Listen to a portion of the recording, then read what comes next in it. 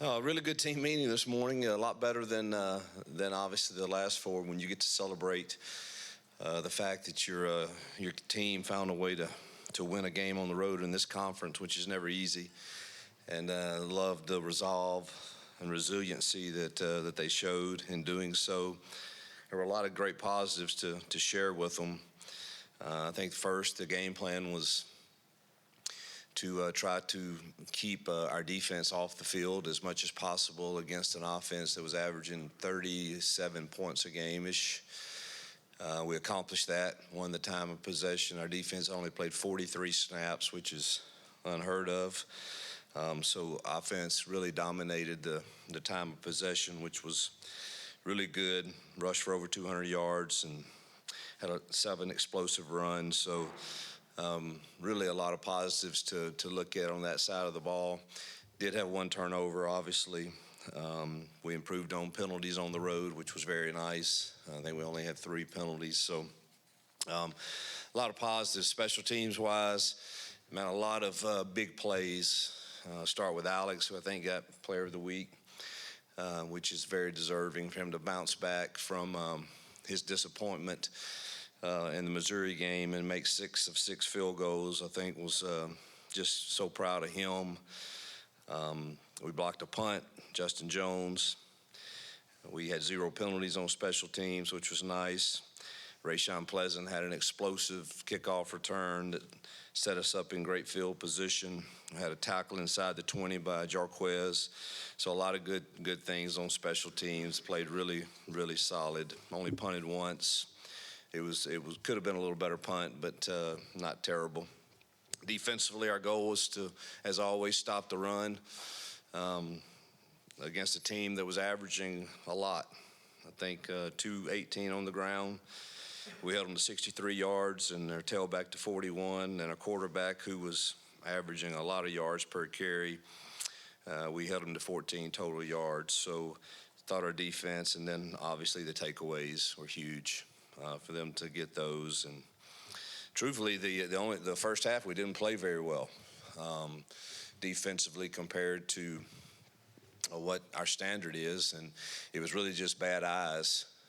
Which they do a lot of things that can make you do that, but give a credit to our staff, to our kids for making adjustments at halftime and coming out and really dominating the second half. So really proud of our team and, again, the resiliency they showed, and now we have to turn our attention to a very dangerous Kentucky team. I have great respect for Stoops. He's defensively, I think they are really, really talented.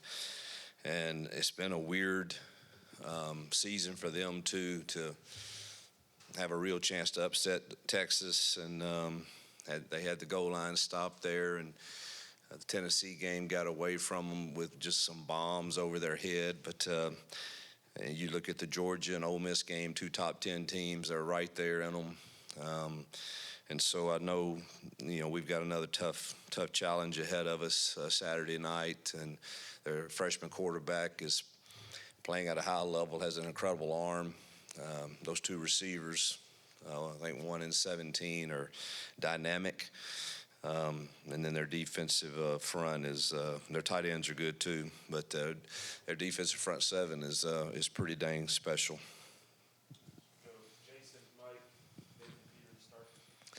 You, after watching film, going back and evaluating kind of the quarterback position, what's the thought process going into this week? Yeah, I don't think there's any greater motivator than competition, and that's what it is. It's an open competition to see who prepares and plays the best. They both will split reps, and then we'll make a decision. There's a lot of good things that both did. I thought Ashton showed an incredible amount of poise. So really only graded him on 2 minuses. But I thought he showed great poise and leadership and a difficult time to come in the game when the momentum had totally shifted the other way, and thought he gave us a spark up until Jackson's interception. Thought he played really, really well to that point. So it'll be exciting to see how they both respond and compete this week as we head into this game. Coach, that sounds like you're not committing to a starting quarterback versus Kentucky, but where does Dukes fall in all of this?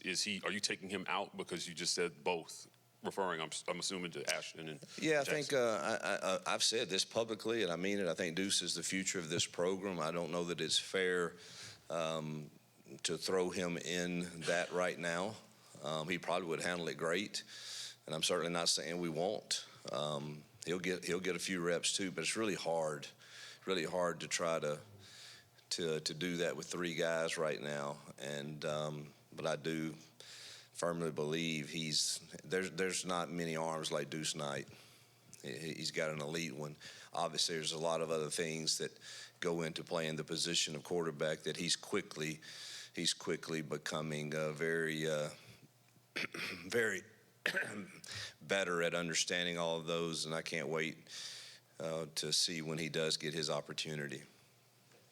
You converting red zone opportunities into touchdowns, obviously something that didn't go well at Arkansas maybe the last few weeks as well. What do you make of that and how the offense is doing when they get down there? Well, there's two of them that truthfully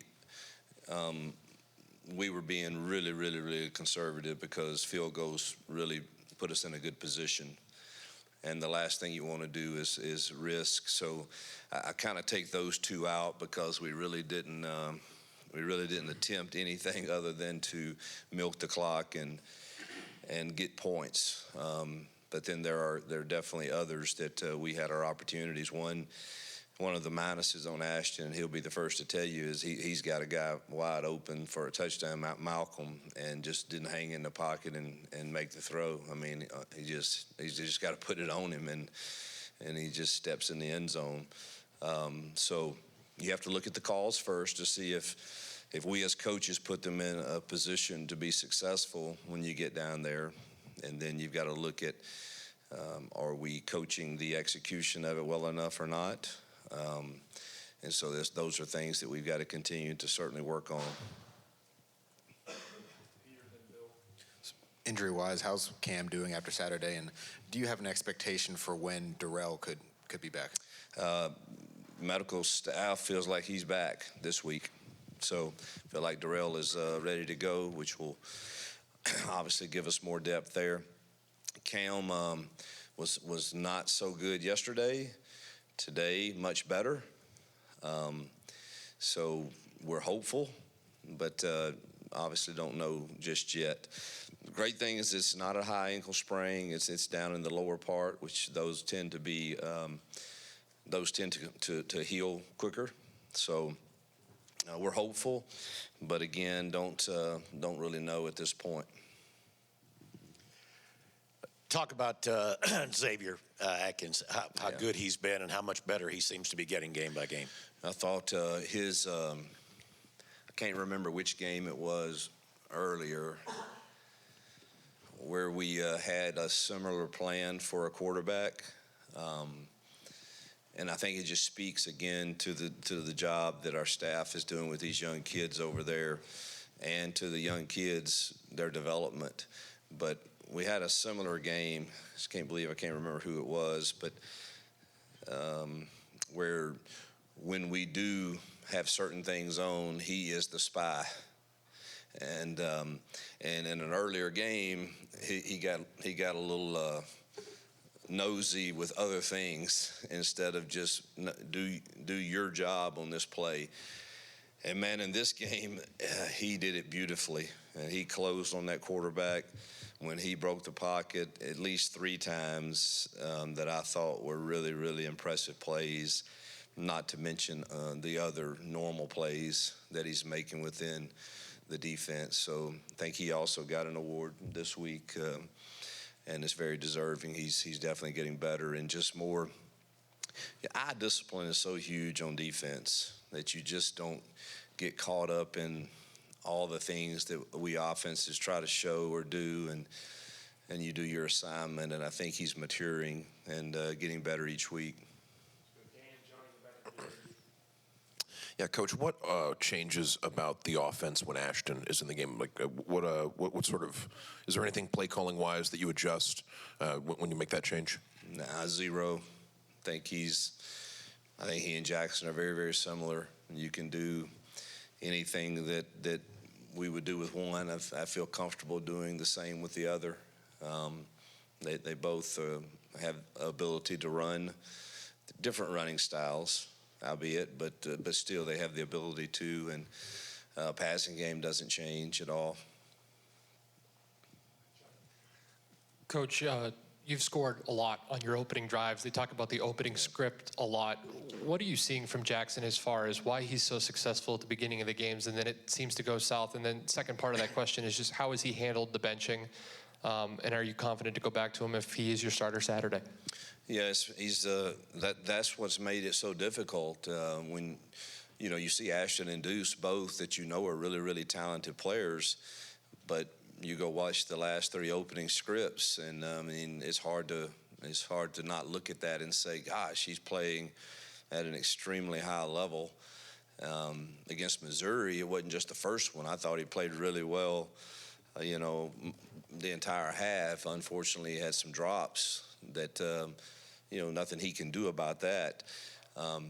But there's no arguing that there seems to be something that we lose a spark. We lose maybe some execution. Obviously, quarterbacks and head coaches get the primary blame, and rightfully so in some cases, but it's not always the quarterback. There's other things that take place that are out of his control sometimes, but the bottom line is we get judged on winning football games, and we've had a stretch where we've had a chance to beat some really good teams, and we did not get that done. And so we're just searching for, is there a spark out there, whether it be Deuce or Ashton, and I think Jackson is very mature. We had a great conversation. He came to work today ready to roll. I gave him the example of whatever happens come Saturday, you got to be ready, man. Whether you roll out there the first possession or the third possession or after half, whatever that ends up being, you owe it to yourself and to this team to be ready. And he's a mature kid, and obviously he's going to compete like heck this week to prove that he should lead us on that first drive again. But I think he'll handle it well, whatever the circumstances come. Yeah, question about Ashton. If you decide to play him and use him like that, I mean, are you still thinking about his red shirt? And would you have to kind of schedule games a little bit? I'm thinking about beating Kentucky. The only reason that really came up is he was so late getting here. Yeah. And, you already had Deuce and Jackson getting all the reps. And so it wasn't until about, game 3 or 4 when we're struggling a little to finish games and get over the hump. You start thinking about, can he give us a spark? Because he has experience playing in some pretty big games, I mean, you go put on the film with him against Clemson or Notre Dame, there's some things he did that were really good. And he continued to show poise and development in practice. So that's when you start thinking about the 4-game deal. But you're at a point now where, what do we have? 4 games left in regular season. So you're thinking about winning this week, which is against Kentucky, and then we'll take next week as it comes. But that's all we can think about is going 1-0 this week. I mean, you could have him for next year if you hold him out of one game, right? Yes. That'd be nice, right? Yes. We need a win. Right. Let's win, and we'll go to next week and see. Hugh, career high in yards and carries for Jeremiah. Just having him be able to be that kind of workhorse RB1, especially now with Darrell coming back. I mean, how much more confidence they give you guys to be able to run the ball and continue to do kind of a lot of the same stuff y'all did against Arkansas? Well, we've done, if you really look, I mean, we've run the ball well per average against most all of the teams. Didn't run it near enough against A&M. Just we were behind the chains the whole night. But if you look at the average per attempt, it's been pretty dang good. Jeremiah is a huge reason for that, along with obviously the offensive line. We're wearing him out right now a little bit. You know, I don't know, was it 23 or 28 carries? I mean, that's a lot in today's time. And, you know, his body's not built quite like Jarquez's, where, you know, we got some difficult games coming, and you know, but he's handled it well to this point. Now we've modified our practice with him some. He's not getting as many reps as he used to probably in practice, and we'll get Darrell quite a few this week, along with Omar and Jeremiah his share. But there's no question he's got to get his touches. I want to ask about Horatio as well. Is there any sort of outlook for him right now? Is it still a week-to-week thing, or do you guys expect maybe he could be back before the end of the regular season? You know, I did not get an update today on him, so I would be totally speaking out of ignorance. But I don't think he's close, because he hasn't. I mean, I'm always aware of the injured that are out there actually working and running, and he's not to that point yet. So really don't have an accurate update on that. Hopefully, we do feel like we can get him a red shirt, which would be huge for us next year to have him back. He's an incredible leader, incredible young man, and a heck of a player. And so we can't foul that until after the season, but I think it's a pretty good case that he would get his back. You did look like Cale Ellis played really well when you went back and watched him first start for such a young guy. What did you guys see out of him? Plays, incredibly hard. Snaps were pretty good. That was a big nose, 380 or so. There were times I think his fight is there. He's got to understand, like, when you're on your own, where this ball may hit against this look, maybe use a little different technique. There was a couple of those that I think we had maybe had a few more explosive or more yards in a run when he was singled up some, but he held his own for sure. Pass pro, he did well. I think he got maybe 2 pressures, but I'm proud of him, and we need him to get better again this week. Another difficult. Those 2 inside guys are pretty dang good.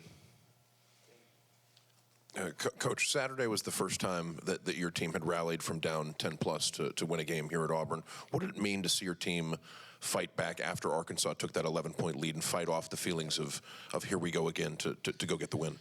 I don't know that I could really express in words how rewarding, fulfilling, good to see, because it would, in a lot of people's cases, that would have been easy to say the here we go again syndrome. I actually asked our staff, and staff may know, who had that feeling on the pick 6 of here we go again, and everybody was honest, I think.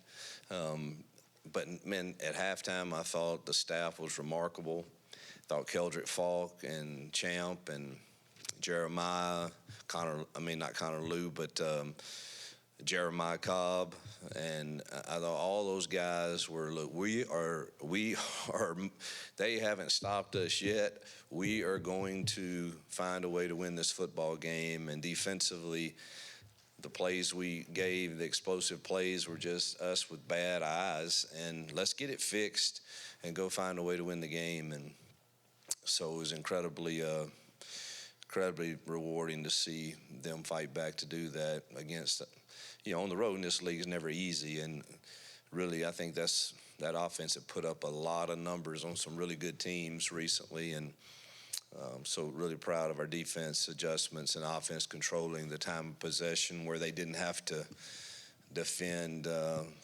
for 60, 70 plays. Hugh, when you guys played Missouri, it was basically just KN and Jay playing almost all the corner snaps. On Saturday, all three of those guys, especially with Rayshon making those big plays, just rotating those guys a little bit more. I know you also mentioned trying to get all three of them on the field at the same time. Just how much has that really helped out? How much did that really help out your defense in that game against Arkansas?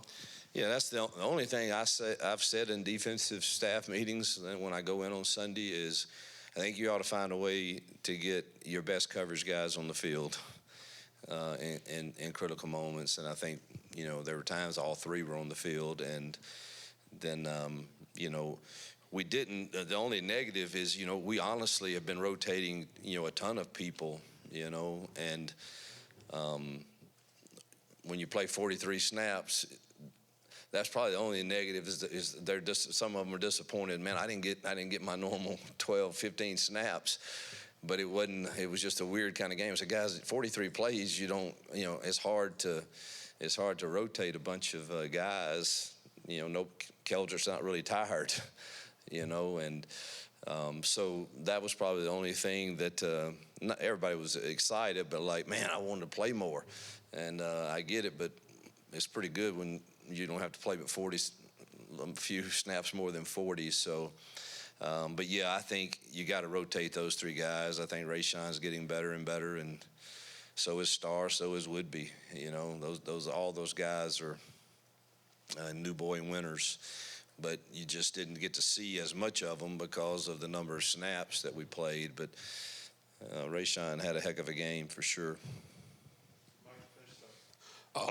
Coach, last night we got news that LSU is the third SEC team to move on from their head coach midseason here. You've advocated to be the one to, in your words, get this fixed here at Auburn. Since the win on Saturday, have you had a chance to catch up with John Cohen about where you stand and where the program stands and what you need to get it done? No, I haven't. He was obviously excited for our win, and we celebrated together for a moment there on the field. But I don't get into those conversations because I just don't think it's how does that help, with our focus on what it should be on, and that's on these kids getting ready to win another football game. That's what you're hired to do. I think all of us that sign up for this know you're fighting for your life from the day one that you get into it. And man, I love Billy Napier and had great respect for Coach Kelly. I didn't know him as well. You hate to see that.